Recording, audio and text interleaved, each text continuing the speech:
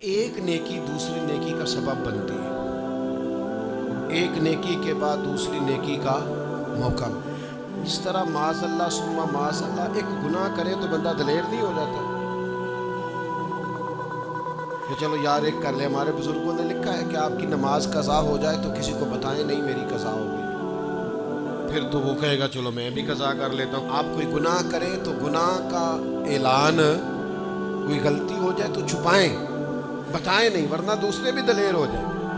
میں ایک تجزیہ نگار کو پڑھ رہا تھا، وہ کہہ رہا تھا کہ میڈیا پہ جو ہم دکھاتے ہیں نا چینلوں پہ، تو ہم تو وہ انٹرویو لے کے نا کسی مجرم کا کہ میں نے یہ کیا میں نے وہ کیا، تو آپ تو لوگوں کو گناہ کے طریقے بتا رہے ہیں، آپ لوگوں کو دلیر کر رہے ہیں کہ اس نے کر لیا تو میں کر لوں گا تو کیا ہو گیا۔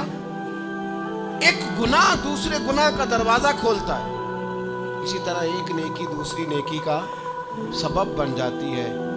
عارف رومی فرماتے ہیں ایک شخص نے اپنے مرشد سے پوچھا تھا کہ حضور مجھے کیسے پتہ چلے گا کہ میرا ذکر قبول ہے؟ تو کہنے لگے جب تو نے پہلی دفعہ ذکر کیا تھا نا، اور اس ذکر الہی کے بعد تمہیں دوبارہ ذکر الہی کی توفیق ملی تھی، تو رب نے وہ پہلا قبول کیا تھا تو دوبارہ توفیق عطا فرمائی، اس کے حضور وہ قبول ہو گیا، دوبارہ تمہیں توفیق عطا کر دی۔ ایک نیکی دوسری نیکی کا سبب۔ اگر آپ نیک ہونا چاہتے ہیں تو نیکیاں کرنی شروع کر دیں۔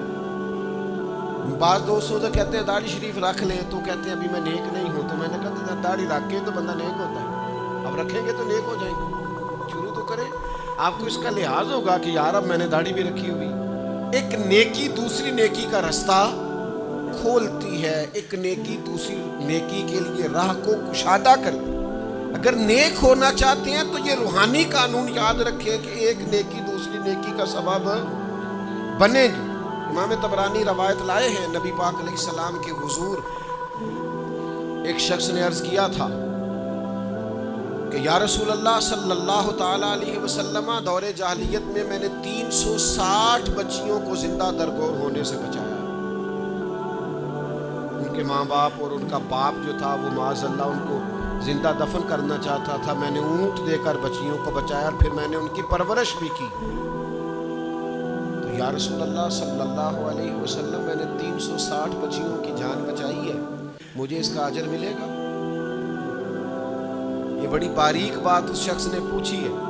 اصول یہ ہے کہ حالت کفر میں جو انسان نیکی کرتا ہے اس کا اسے اجر نہیں ملتا۔ اجر کے لیے ایمان ضروری ہے، ایمان پر اجر مرتب ہوتا ہے، جس کا ایمان نہیں اس کو اجر نصیب شرط ہے کہ بندہ مومن ہو تو اس کے نیک اعمال قبول۔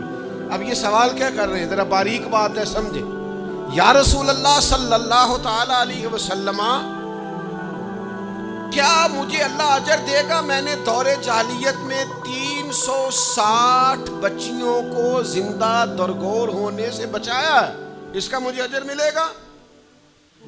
قربان جائیں، حضور فرماتے ہیں انا افصح العرب، میں عربوں میں سب سے زیادہ فصیح و بلیغ ہوں۔ اس نے کہا حضور اجر ملے گا؟ تو حضور فرمانے لگے تمہیں تو اجر مل گیا۔ وہ حضور سے پوچھتا ہے یا رسول اللہ میں نے 360 بچیوں کی جان بچائی ہے، زندہ درگور ہونے سے بچایا، اجر ملے گا؟ حضور فرمانے لگے تمہیں تو مل گیا ہے۔